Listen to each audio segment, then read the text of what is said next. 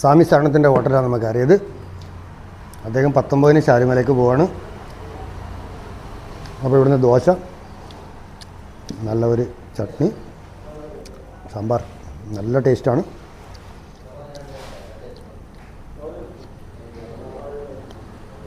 അപ്പോൾ കഴിച്ചിട്ട് അടുത്ത വിശേഷങ്ങളിലേക്ക് പോകാം. സ്വാമിക്ക് മലയാളം അറിയാം. ശബരിമലയിലൊക്കെ 5 വർഷം പോയിട്ടുണ്ട്. അപ്പോൾ അങ്ങനെ അദ്ദേഹമായിട്ട് പരിചയപ്പെട്ടു. ഓക്കെ, നമുക്കപ്പോൾ ഇവിടെ നിന്ന് വിടാം അടുത്ത സ്റ്റേഷനിലോട്ട്. രാവിലെ നല്ല കാലാവസ്ഥ, നല്ല സൂപ്പറാട്ടോ. ഒരു മൂടൽ പോലെയാണ്, നല്ല കുഴപ്പമില്ല, നല്ലൊരു പ്രത്യേകിച്ച് അങ്ങനെ ചൂടൊന്നുമില്ല. ഇതൊരു ചെറിയൊരു ഗ്രാമപ്രദേശത്തൂടെ അപ്പോൾ നമ്മൾ പോയിക്കൊണ്ടിരിക്കുന്നത്. നമ്മുടെയൊക്കെ നാട്ടിൻപുറം തന്നെ.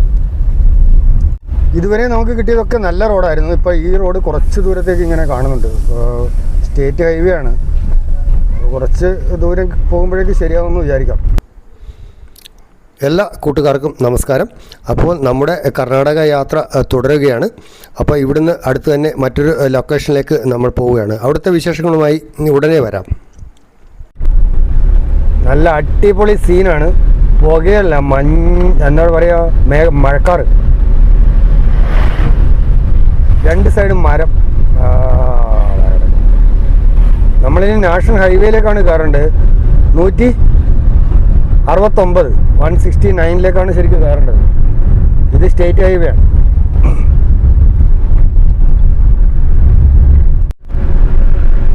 അപ്പോൾ നമ്മൾ അടുത്തൊരു വില്ലേജിൽ കയറി. അടുത്തൊരു സ്റ്റേഷൻ നമ്മൾ അടുത്തെത്താറായി. അടുത്ത വിശേഷങ്ങളിൽ അവിടെ എത്തിയിട്ട് പറയുന്നതായിരിക്കുമല്ലോ നല്ലതല്ലേ.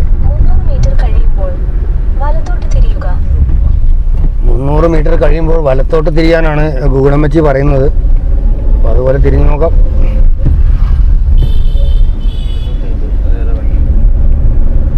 ഇവിടെ റോഡിൽ തന്നെ ഒരു ആൽമരമുണ്ട്. അവിടെ പൂജയും പരിപാടിയൊക്കെ നടക്കുന്നു. ഇവിടെ നമുക്ക് വലത്തോട്ട് തിരിയണം. പശുക്കളൊക്കെ നട റോഡിലുണ്ട്. അപ്പോൾ ഇവിടെ എന്തോ ഫംഗ്ഷൻ നടക്കുവാണെന്ന് തോന്നുന്നു.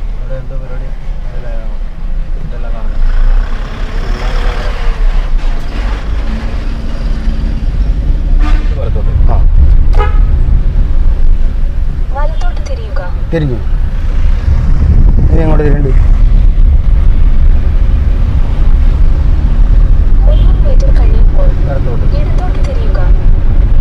ഇത്രയും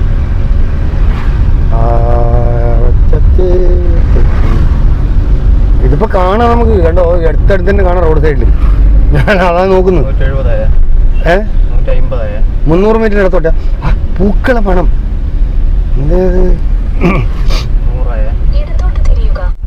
റോഡിന് നടുക്കൊരു മയിൽ കിടപ്പുണ്ടാണ്. എന്നൊരു പടം മനെ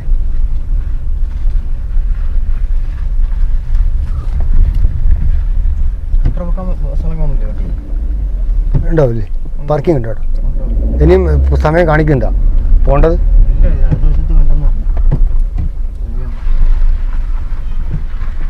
അവിടെ ചെരുപ്പിലിട്ട് ചെയ്യണ്ട. നോക്കട്ടെ.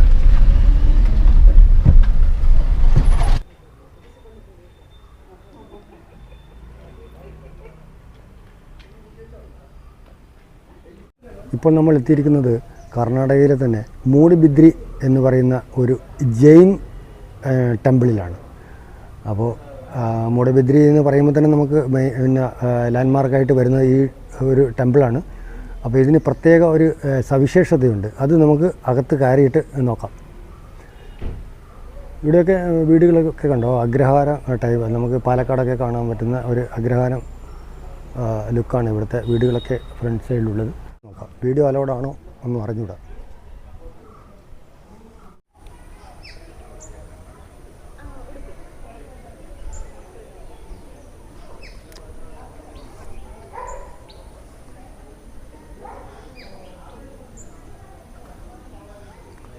ക്ഷേത്രത്തിൻ്റെ വാസ്തുശില്പ രീതികൾ, കരിങ്കൽ കൊത്തുപണികൾ, ഇതൊക്കെ വളരെ വിശേഷപ്പെട്ട നിലയാണ് നിർമ്മിച്ചിരിക്കുന്നത്. നമുക്ക് കാണാം.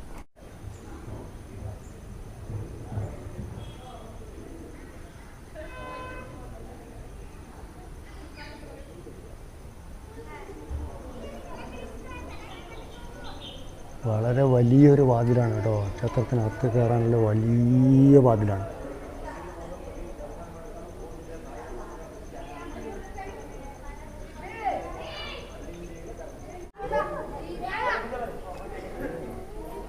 സ്കൂൾ കുട്ടികൾ ധാരാളം കാണാൻ വന്നിട്ടുണ്ട്.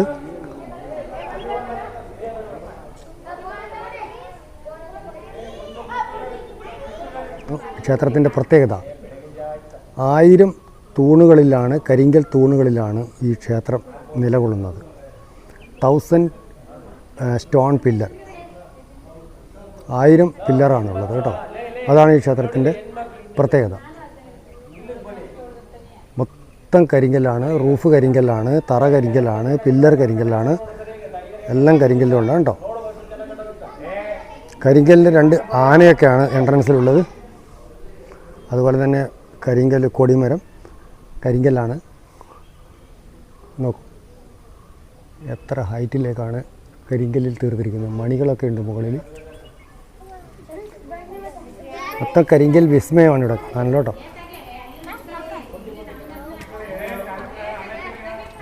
വളരെ വലിയൊരു കൊടിമരമാണ്. വിശാലമായ ഏരിയ ആണ്.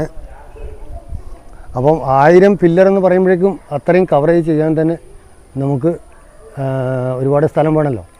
അപ്പോൾ ക്ഷേത്രത്തിൻ്റെ പൊസിഷൻ ഒന്ന് നോക്കുക. ഉണ്ടോ, ഇതുപോലുള്ള 1000 തൂണുകളാണ്.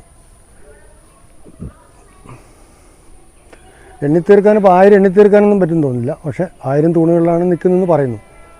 കാണുമായിരിക്കും. ജൈൻ ടെമ്പിളാണ് കേട്ടോ. വളരെ പ്രസിദ്ധി ആർജിച്ച ഒരു ജൈൻ ടെമ്പിളാണിത്.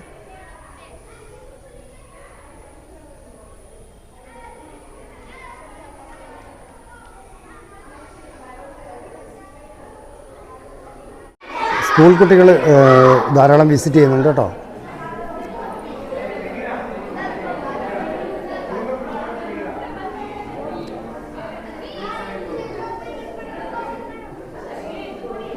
ശ്രീബുദ്ധൻ്റെ, അതായത് ഗോമട്ടേശ്വരൻ്റെ പ്രതിമയാണ് ഉള്ളിലുള്ളത്.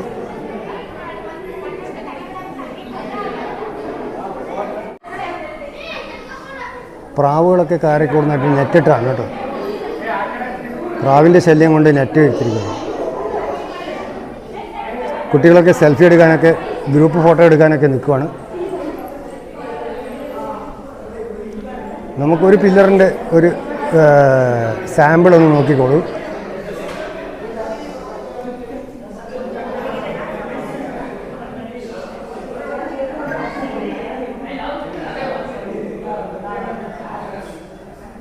ഒരു കരിങ്കൽ വിസ്മയം എന്നൊക്കെ പറയാം. ഇത് കണ്ടോ എങ്ങനെയാണ് ഇതിന് ഒരു ഹോൾസൊക്കെ അടിച്ചു വെച്ചിട്ടുണ്ടോ. ഒരേ മാതൃകയിൽ ഇത്രയും വലുതും മെഷീനറീസ് ഒന്നും ഇല്ലാത്ത കാലത്താണ് ഇതൊക്കെ ചെയ്തിരിക്കുന്നതെന്ന് ഓർക്കുമ്പോഴാണ് ഈ ശില്പിമാരെയൊക്കെ തൊഴാൻ തോന്നുന്നു പറഞ്ഞത്. എത്ര അധ്വാനമായിരിക്കും ഇതിനൊക്കെ ചെയ്ത് തീർക്കാൻ വേണ്ടിയിട്ട്.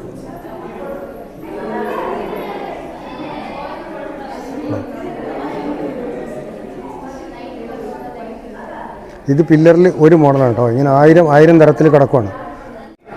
സ്കൂൾ കുട്ടികൾ ക്യാമറയ്ക്ക് പോസ് ചെയ്യാൻ അവിടെ അവരവരെ ഫോട്ടോ സെഷനൊക്കെ നടക്കൊണ്ടിരിക്കുന്നു.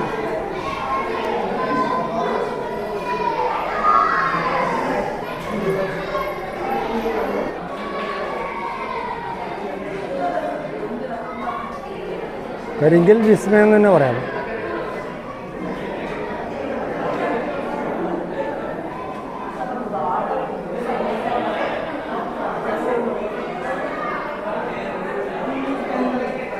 കരിങ്കൽ ശില്പിമാർ തയ്യാറാക്കിയ ഒരു വിസ്മയ ലോകം തന്നെ.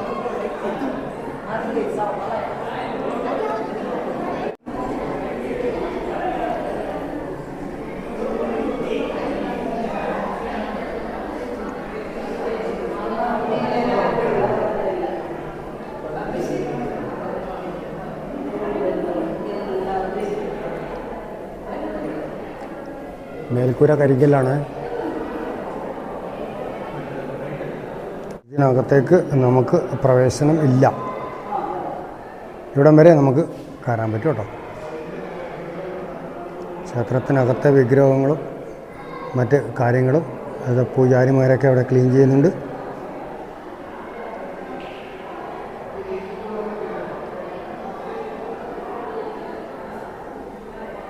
മറ്റൊരു പില്ലറാണ് കേട്ടോ. ഓരോ പില്ലറിനും ഓരോ ഡിസൈനാണ്. എല്ലാം കരിങ്കൽ തൂണുകളാണ്.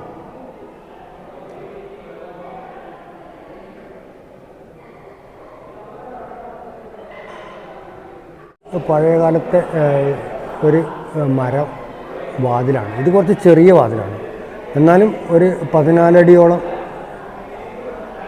ഉയരം കാണും കേട്ടോ ഈ വാതിലിന്. ഫ്രണ്ടിൽ ഒരു 20 അടി ഉയരം കാണുമായിരിക്കും ഫ്രണ്ട് മെയിൻ ഡോറിന്. അപ്പോൾ അതിൻ്റെ കട്ടിള പടികളൊക്കെ മൊത്തം കരിക്കലാണ്, വാതിൽ മാത്രം മരം. ടൺ കണക്കിന് വെയിറ്റുള്ള കരിങ്കൽ പാളികളാണ് മേലെ ഉറപ്പിച്ചിരിക്കുന്നത്. മൊത്തം ലൈറ്റ് അറേഞ്ച്മെൻ്റൊക്കെ ചെയ്തിട്ടുണ്ട്. രാത്രി നല്ല ഭംഗിയായിരിക്കും കാണാൻ.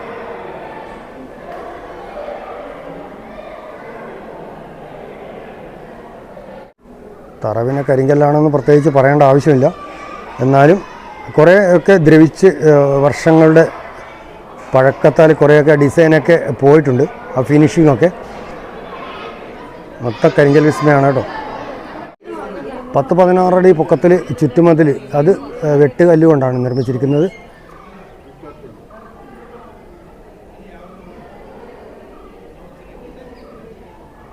മുകളിലൂടെ ചെമ്പ് അടിച്ചിട്ടുണ്ട്, പക്ഷേ എന്നാലും ക്ഷേത്രത്തിൻ്റെ കഴുക്കോല് പലകകൾ പോലെ ഒക്കെ ചേർത്ത് വെള്ളം പോകാനുള്ള വേറെ ഒരു പൊസിഷൻ അതിനകത്ത് ഉണ്ടാക്കിയത്.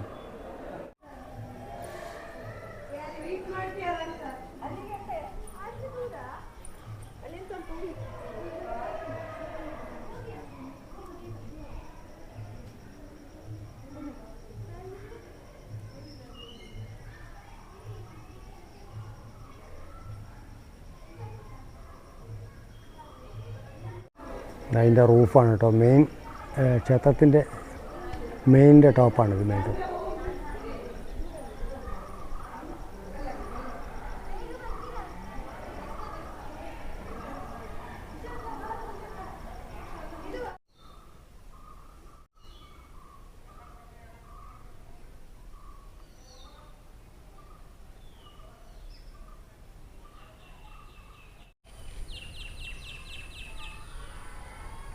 വളരെ ഗംഭീരമായ ചുറ്റുമതിലാണ്.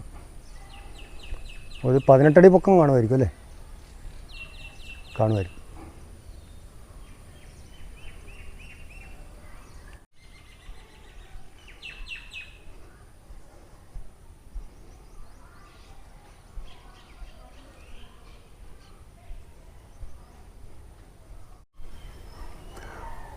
കുറേയൊക്കെ പൊടി മണ്ണ് പിടിച്ചിരിക്കുകയാണ്. മൊത്തം വാഷ് ചെയ്ത് ക്ലീൻ ചെയ്താൽ കുറച്ചുകൂടി നല്ല ഭംഗിയായിരിക്കും തോന്നുന്നു.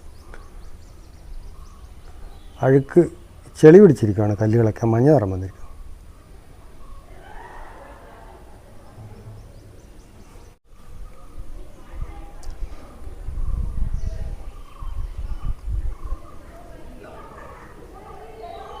ക്ഷേത്രത്തിൻ്റെ ഐതിഹ്യം അല്ലെങ്കിൽ ചരിത്രം പറയുകയാണെങ്കിൽ, മൂഡബിദ്രി നഗരത്തിലെ 18 ജൈനക്ഷേത്രങ്ങളിൽ ഏറ്റവും പ്രാധാന്യം ഈ ക്ഷേത്രത്തിനാണ്.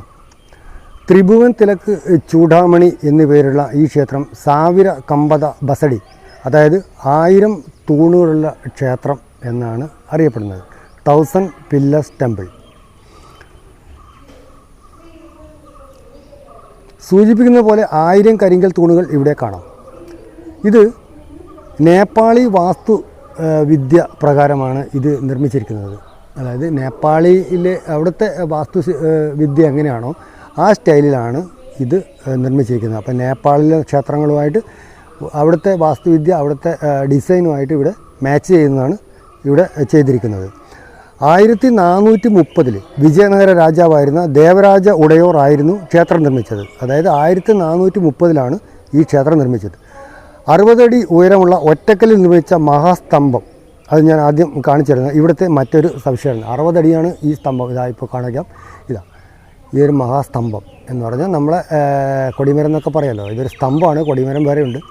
ഇതിന് 60 അടിയാണ്. ഇത് ഒറ്റക്കല്ലിലാണ് നിർമ്മിച്ചിരിക്കുന്നത്. അപ്പോൾ ഇതിൻ്റെ പ്രത്യേകത നോക്കൂ. 60 അടി ഉയരത്തിൽ ഒരു കല്ലാണ്. അപ്പോൾ അതിന് മുകളിൽ കാണുന്ന ഡിസൈന്, മുട്ടുപോലെയൊക്കെ കാണുന്നത് ഗുംബാസ്, ഈ തൂണ്, അതിൻ്റെ തറ വരെ, ആ ലൈറ്റ് ഫിറ്റിങ്സ് വരെ കാണുന്നത് നമുക്ക് 60 അടി ആണ് ഉയരം. അത് ഒറ്റക്കല്ലിലാണ് നിർമ്മിച്ചിരിക്കുന്നത്. ഒരു കാലത്ത് ജൈനമതം ദക്ഷിണ ഭാരതത്തിൽ പ്രചാരം നേടിയിരുന്നു എന്ന് ഈ നിർമ്മിതികളിൽ നിന്ന് നമുക്ക് മനസ്സിലാക്കാൻ പറ്റുമായിരുന്നു. അപ്പോൾ ജൈനക്ഷേത്രങ്ങൾ നമുക്ക് ഉണ്ടായിരുന്നു ഇവിടെ. ഓക്കെ, ജൈനമതത്തിലെ 8ാമത്തെ തീർത്ഥങ്കരനായ ചന്ദ്രപ്രഭു അതിൽ ചന്ദ്രപ്രഭ ആണ് ഇവിടെ ആരാധിക്കപ്പെടുന്നത്. അപ്പോൾ ഇത്രയാണ് ഇവിടുത്തെ സംഭവങ്ങൾ. ഇത് ശരിക്കും മൂഡ്ബിദ്രി എന്ന് പറയുന്ന ഒരു പ്രദേശത്താണ് ഇത്. മൂഡ്ബിദ്രി നമുക്കൊക്കെ ഗൂഗിളിൽ തന്നെ സെർച്ച് ചെയ്യുമ്പോൾ തന്നെ നമുക്ക് ആദ്യം വരുന്ന ഹൈലൈറ്റ് ആയിട്ട് കാണുന്നത് തന്നെ ഈ ക്ഷേത്രത്തിൻ്റെ ചിത്രമായിരിക്കും. അപ്പോൾ വിശദവിവരങ്ങൾ ഇത്രയൊക്കെയാണ് ഇവിടുത്തെ വിശേഷങ്ങൾ. ധാരാളം കുട്ടികളാണ് കാര്യമായിട്ട് ഇവിടെ വരുന്നത്. കാണാൻ പഠിക്കാനും ഒരുപാട് കാര്യങ്ങളുണ്ട് ഇവിടെ.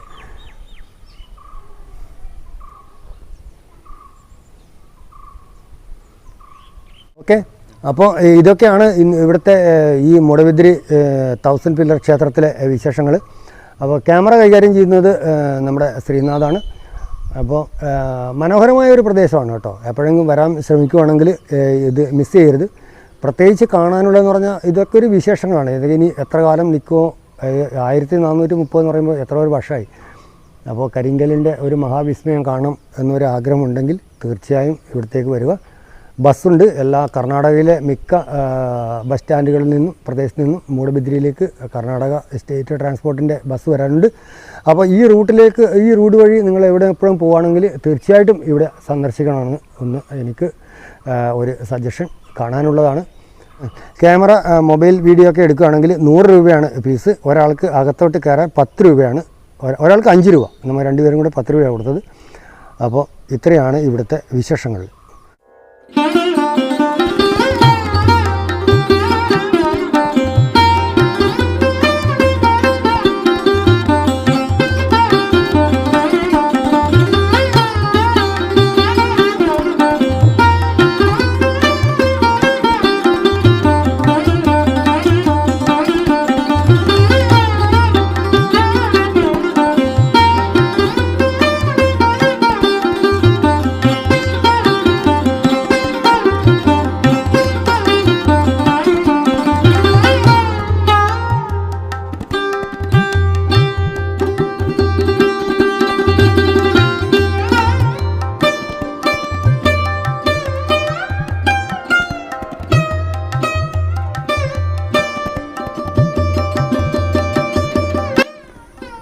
ഇവിടെ ഒരു മരം കണ്ടോ, മൊത്തം ഒരു മഞ്ഞ ചെറിയ കായകൾ മൊത്തം പിടിച്ച് ഭംഗിയായി മനോഹരമായിട്ട് നിൽക്കുകയാണ് കേട്ടോ. അപ്പോൾ ഞാൻ ദൂരത്ത് നിന്ന് കണ്ടപ്പോഴൊന്ന് പിടിക്കാമെന്ന് പറ്റി. എന്ത് മരമെന്ന് അറിഞ്ഞൂടാ, പക്ഷേ നിറയെ ഇതുപോലുള്ള ഒരു മഞ്ഞ കായയാണ്. ധാരാളം പക്ഷികൾ വന്നിട്ട് തിന്നുന്നുണ്ട്. കുയില് പറന്നു പോയി.